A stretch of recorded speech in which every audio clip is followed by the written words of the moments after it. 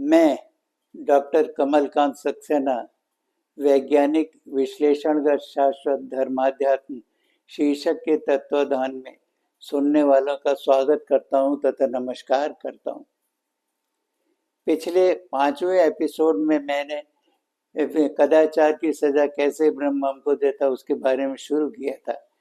ये बताया था कि सोने और जागने के उल्लंघन पर वो हमें किस तरीके से सजा देता है बीमारी के रूप में। आज दूसरे कदाचार की सजा जो हमें मिलती है वो खाने पीने के समय के उल्लंघन पर मिलती है। अब ये खाने पीने के समय का उल्लंघन किस तरीके से होता है और हमें किस रूप में सजा बीमारी के रूप में मिलती है, ये आज के एपिसोड में हम चर्चा करेंगे। इससे पहले कि मैं आगे बीमारियों की चर्चा करूं, पहले ये बताना चाहूँगा कि हमारे शरीर में डाइजेस्टिव सिस्टम किस तरीके से क्रिया करता है, किस तरीके से पाचन क्रिया होती है।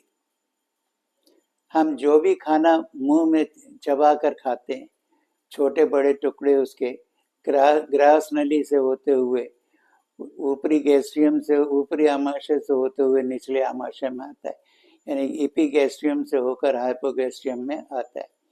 हाइपोगैस्ट्रियम एक चौड़ा आमाशय का भाग होता है जहाँ पर आमाशय रस यानी कि वहाँ पे गैस्ट्रिक जूस सिक्रीट होता है। आमाशय को गैस्ट्रियम बोलते हैं।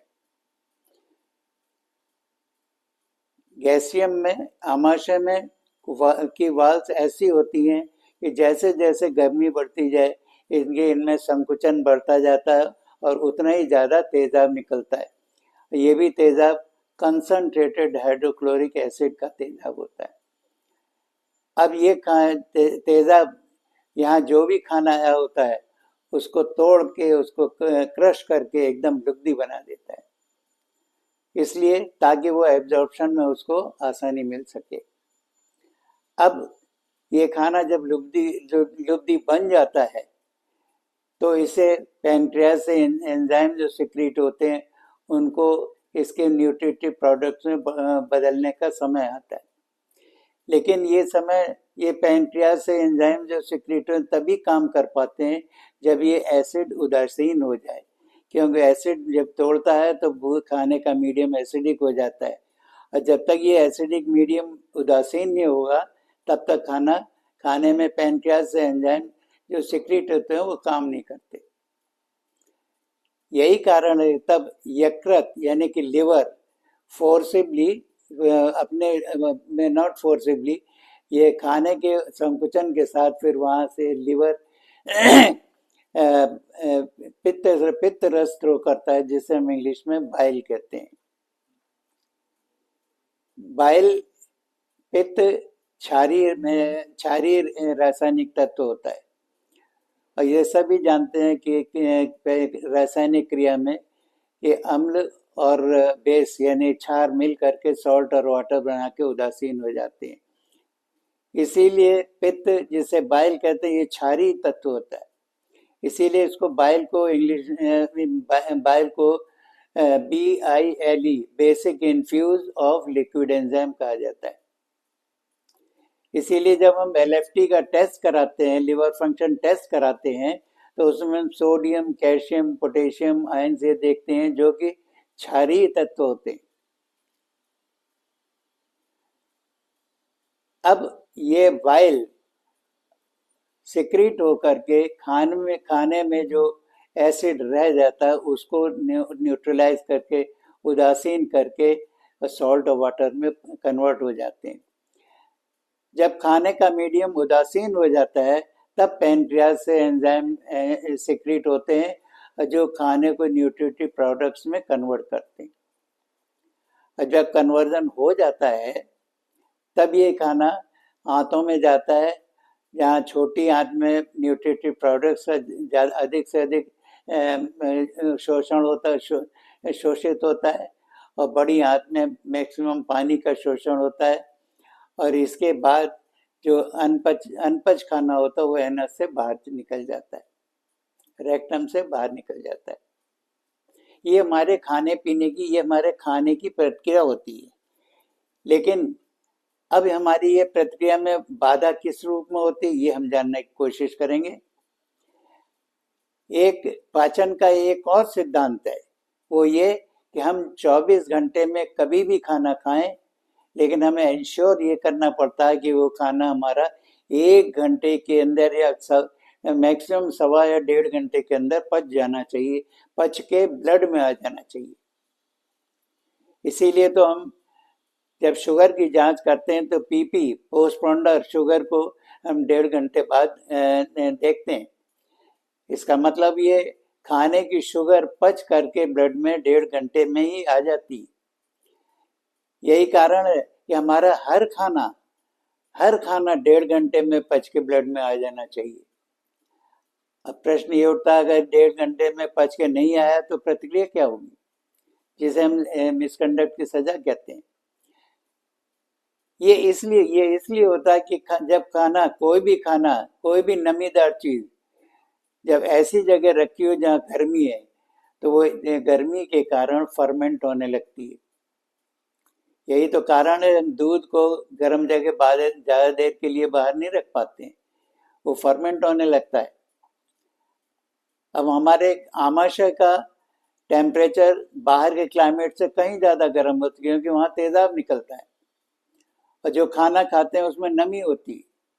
अब ये खाना 1 घंटे से ज्यादा रुक गया तो ये यहाँ पर फर्मेंट होने लगेगा, और जब फर्मेंटेशन शुरू हो जाएगा तो उसमें एक अमोनिया जैसी बदबू निकलती, गैस बनती, और ये अमोनिया से ज्यादातर यूरिया के सॉल्ट बनते हैं जिन्हें हम ऑर्गेनिक सॉल्ट्स कहते हैं। और ये ऑर्गेनिक सॉल्ट्स कोलेस्ट्रॉल ट्राइग्लिसराइड के रूप में होते हैं। अब जब ये अमोनिया गैस अटक जाती है, कहीं आगे पीछे बढ़ नहीं पाती, तो ये ऑस्मोसिस से ब्लड में चली जाती और ब्लड में जाकर ब्लड की ऑर्गेनिक डेंसिटी को बढ़ा देती, यानी कि ब्लड में कोलेस्ट्रॉल ट्राइग्लिसराइड बढ़ जाते हैं। और जब ब्लड में डेंसिटी ब्लड की बढ़ जाती है तो ये कोलेस्ट्रॉल ट्राइग्लिसराइड या अन्य प्रोटीन की जो घनत्व बढ़ता है, ये ब्लड में ज्यादा देर रुक नहीं सकता, इसको कहीं ना कहीं जमा होना पड़ता है। अब ये हार्ट के अरोटाज में जमा होगा तो उनको ब्लॉक कर देगा, तो हार्ट ब्लॉक होने लगता है। उसके लिए हमें ओपन हार्ट सर्जरी, एंजियोग्राफी करानी पड़ती। यही ब्लड अगर आर्टरीज में जमा हो जाए तो उन्हें आर्टेरियोस्क्लेरोसिस कहते हैं। इसमें आर्टरीज में बाधा बनती हैं और वेरिकोस और वेन्स बनने लगते हैं।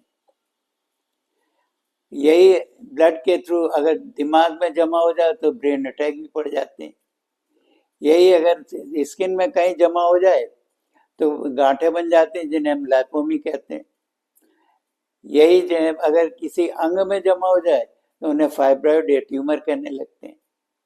तो ये क्या बीमारियां ज्यादा से ज्यादा नहीं हो रही लोगों को। इसका मतलब ये सारी प्रक्रियाएं इसलिए होती हैं कि जब हमारा खाना लेट इसलिए होता है कि हम रात का खाना सूर्यास्त में नहीं खाते हैं, सूर्यास्त के काफी देर बाद खाते हैं, जो पच नहीं पाता।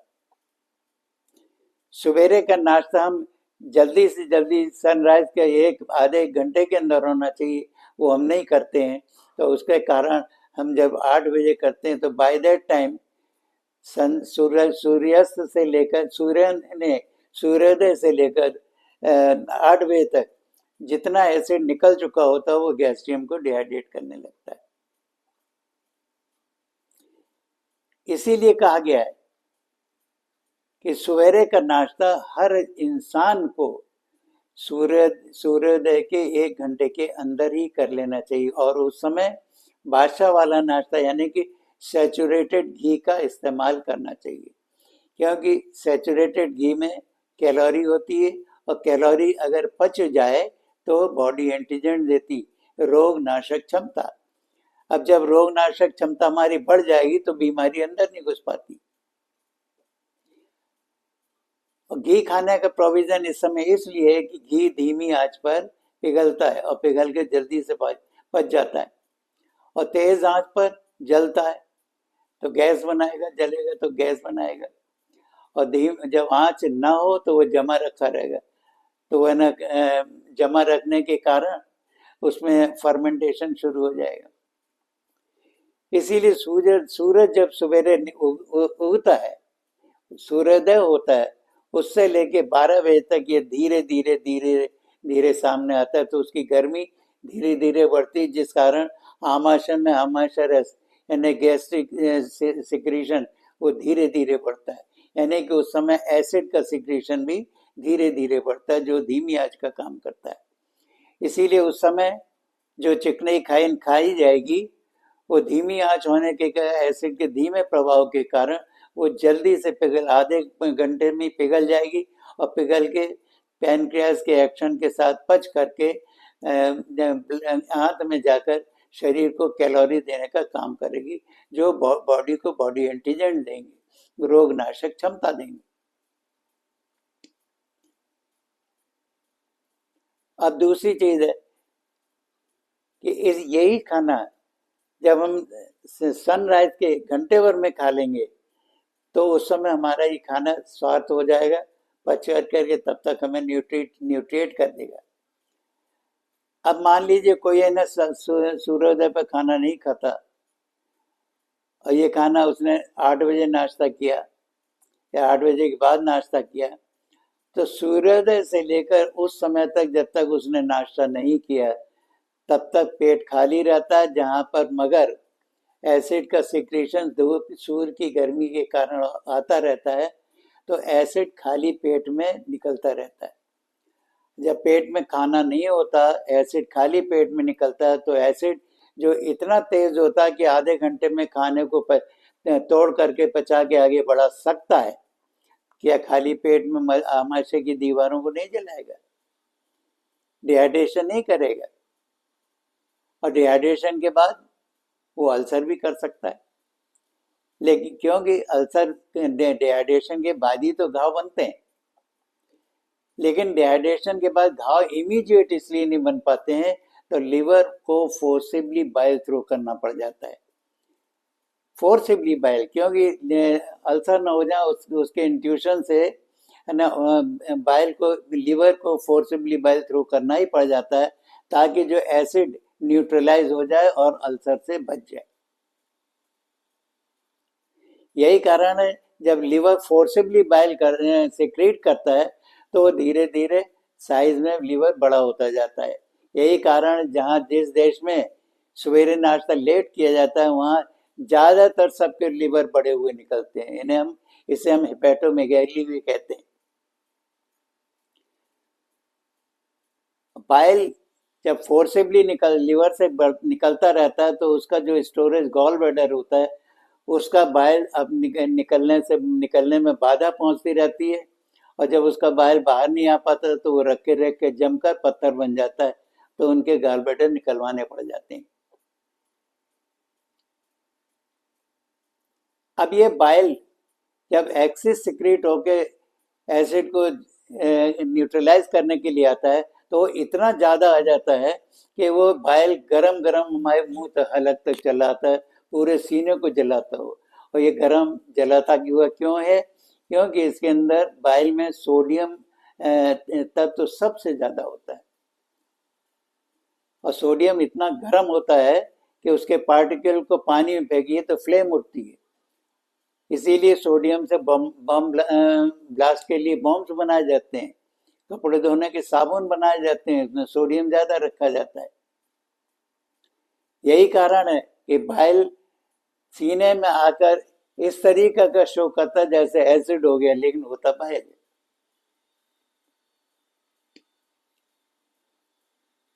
तब ऐसी कंडीशन में जब बाइल ज्यादा होता, तो हमारी बॉडी पूरी गर्म हो जाती। जब पूरी बॉडी गर्म हो जाती, तो बॉडी गर्म होती, अंदर का टेम्परेचर बाहर का टेम्परेचर जब अलग होता है, तो हमारे बदन में फफूंदे निकल आते हैं, जिन्हें हम अर्टिकेरिया कहते हैं, पित्ती कहते हैं। हिंदी में पित्ती कहते हैं, पित्ती माने पित्त से, और इंग्लिश में उसी को अर्टिकेरिया कहते हैं। जो डिफरेंस ऑफ टेम्परेचर शरीर और क्लाइमेट के डिफरेंस ऑफ टेम्परेचर के कारण जनित होता है। अब दूसरी बात, जब हमारे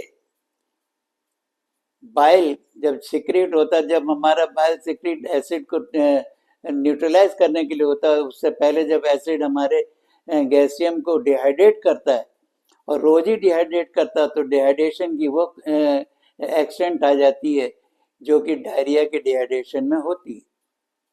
उस समय क्या होता है, उस समय पेशेंट लेट जाता है, उसके जोड़ों में दर्द होता है, कमजोरी इतनी आती है बैठ ही नहीं पाता, सांस फूलती है, धड़कन बढ़ जाती है, तो ये सब चीजें तो शुरू हो जाएंगी।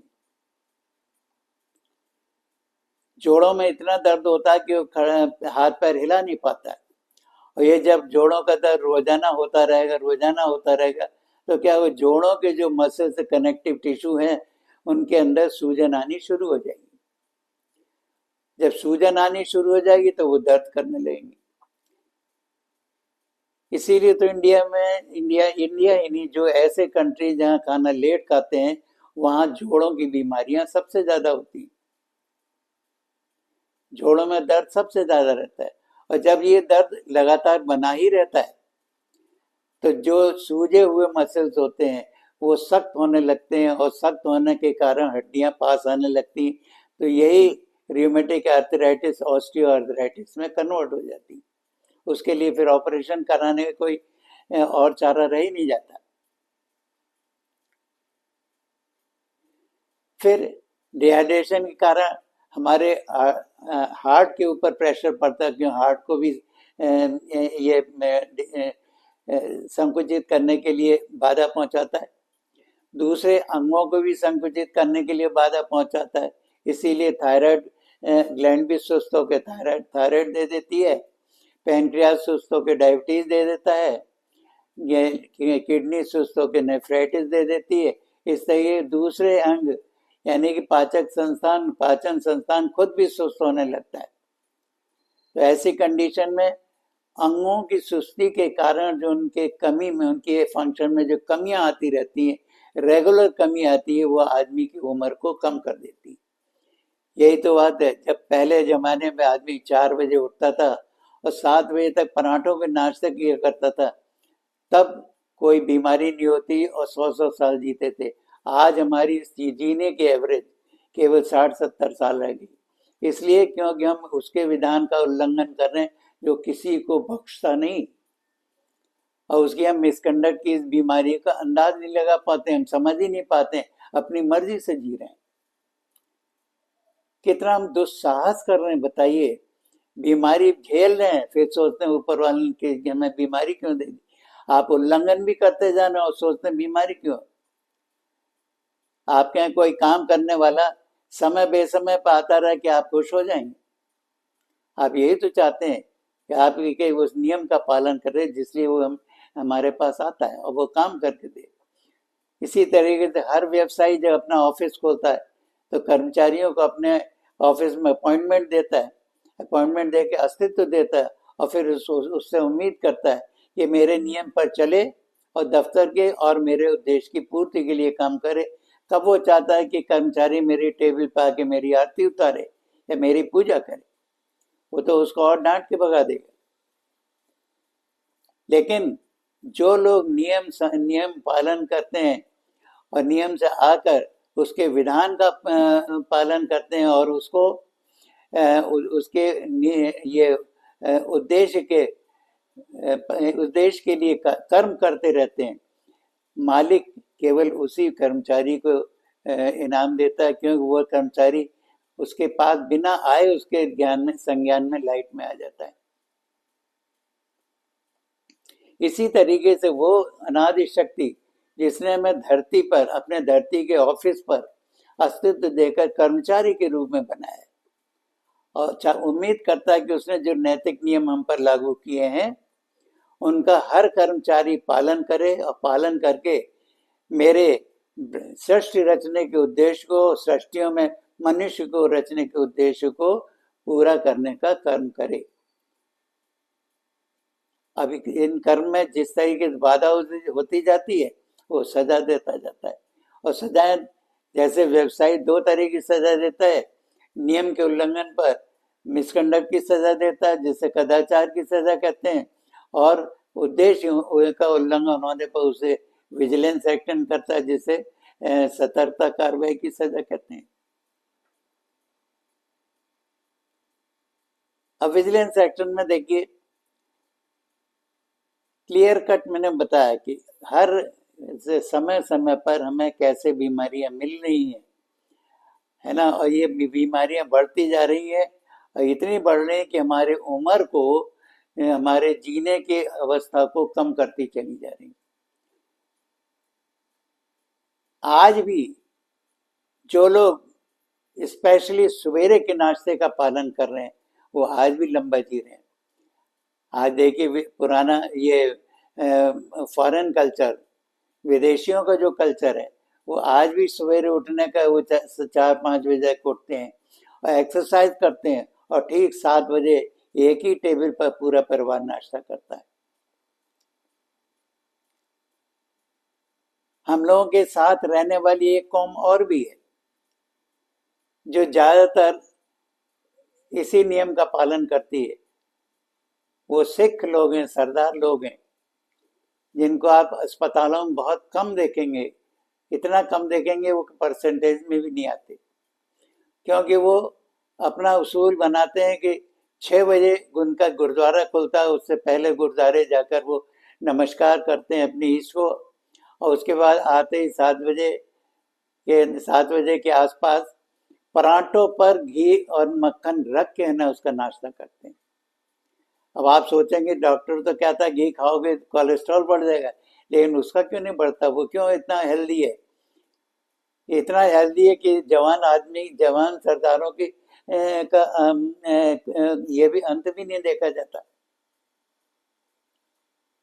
इतनी ताकत कहाँ से आई? केवल ऊपर वाले के नियम का पालन करने के कारण। और बाकी सब लोग उसके इसी नियम का उल्लंघन करते हैं।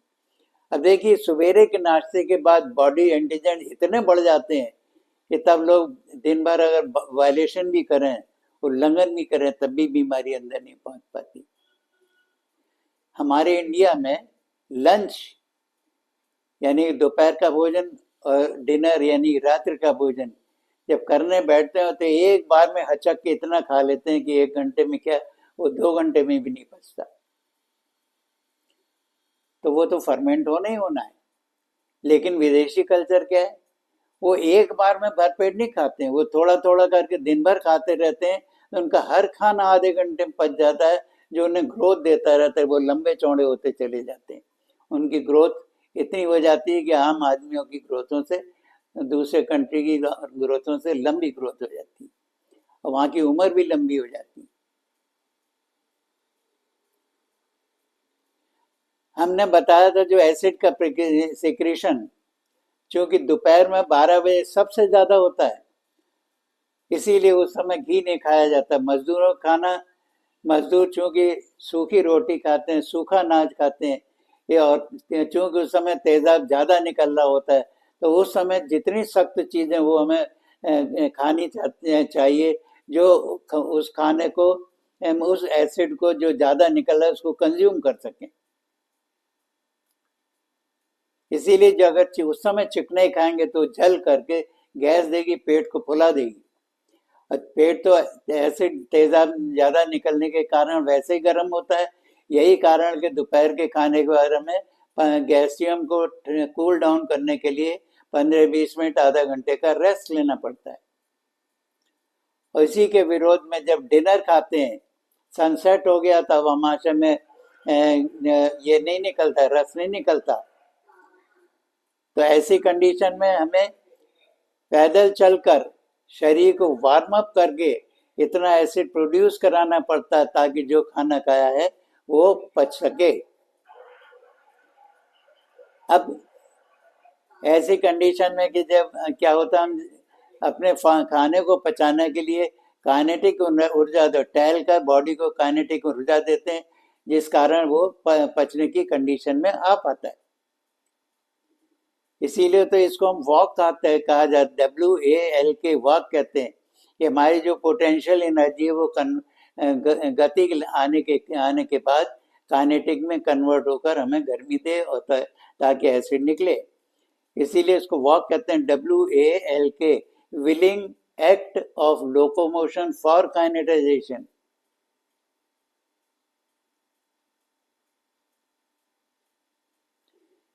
तो मेरा ख्याल है आज आपको इस बारे में पता चला होगा कि हम मिसकंडक्ट की सजाएं हम लोग को सोने और जागने और खाने पीने के समय के उल्लंघन पर किस प्रकार की मिलती है। ये हमें डिजीज के रूप में, बीमारियों के रूप में मिलती है, जिसको हम आज भी पहचान नहीं पाते हैं कि बीमारियों के रूप में हमें कैसे मिल रही है। बस हम अपनी सुविधा के अनुसार जीवन चलाने की कोशिश करते हैं। ये भूल जाते हैं कि कहीं किसी ऐसे रूलर का, ऐसे राजा का विधान का उल्लंघन तो नहीं करें जिसके दंड से हम बच नहीं सकते। दूसरी कदाचार की सजाएं होती हैं जो कि व्यवहारिक नियमों के उल्लंघन पर होते हैं, जो हमें समाज देता है। इसमें दया, धर्म, घमंड है ना, इन सब का कारण जो जनरेट होती है, जिसमें हम एक दूसरे से दुश्मनी करते हैं, घृणा पैदा करते हैं, दूसरे चोरी छुपी करते हैं। इसमें हमें व्यवहार की जो उल्लंघन में जो सजाएं समाज देता हमको, ये सब कदाचार की सजाएं जो उसके माध्यम से देने वाला वही ब्रह्म होता है। यही कारण है आज मैंने आपको किस तरीके से मिसकंडक्ट की सजा हमारा ब्रह्म यानी हमारा रचनाकार, हमारा अस्तित्व करता देता है, उसके लिए मैंने बताया। यही इसीलिए कहा जाता है कि हर व्यक्तियों को उन नियमों का पालन करना है जिसे हम सनातन कहते हैं। क्यों? सनातन नियम ब्रह्म के द्वारा आदि मनुष्य, जिसे हम आदम भी कहते हैं, उसके बुद्धि में दिए हुए हैं। और ये नियम उसकी बुद्धि में तब तक चलते रहेंगे जब तक मनुष्य का अस्तित्व रहेगा। यानी जब तक मनुष्य का अस्तित्व रहेगा, यानी निरंतर अस्तित्व बना रहेगा। इसीलिए निरंतर चले आने वाले नियमों को ही सनातन कहते हैं। सनातन का हिंदी में अर्थ होता है सतत चला आने वाला, कब से? जब से उसे अस्तित्व मिला। इसलिए सनातन शब्द किसी मजहब के व्यक्ति के लिए नहीं उपयोग होता है। सनातन शब्द मनुष्य के अस्तित्व के लिए उपयोग में हुआ है। अगर कोई भी मजहब का आदमी अपने को अगर मनुष्य नहीं कहता तो हो सकता है ऐसा सोचे, लेकिन न्याय करने वाला तो मनुष्य का ही करेगा, व्यक्ति का न्याय नहीं करेगा। तो आज भी अगर आपको बचना है तो अपने आप को मनुष्य समझे और मनुष्य को सोच करके अपने ब्रह्म, अपने रचनाकार के उल्लंघन से बच जाए। वरना जिस समय दंड मिलेगा, दंड में हमेशा याद रखिए दर्द की सजा होती, सजा में दर्द दिया जाता है और कुछ नहीं। और ये दर्द के रूप में बीमारियों में भी दर्द होता है। और जब वो अपनी विजिलेंस एक्शन में देगा तब भी दर्द देगा, तब वो सताएगा, तब उसके ऊपर दंड की प्रक्रियाओं द्वारा जो दंड दिया जाएगा उसमें भी दर्द मिलेगा। मैं आज कदाचार की सजा के बारे में आज यहीं पर विराम देता हूँ। अब अगले एपिसोड में बताऊंगा कि विजिलेंस एक्शन या सतर्कता कार्रवाई की सजा किस तरीके से हमारा ब्रह्म, हमारा रचनाकार, हमारा अस्तित्व हमें प्रदान करता है। नमस्कार।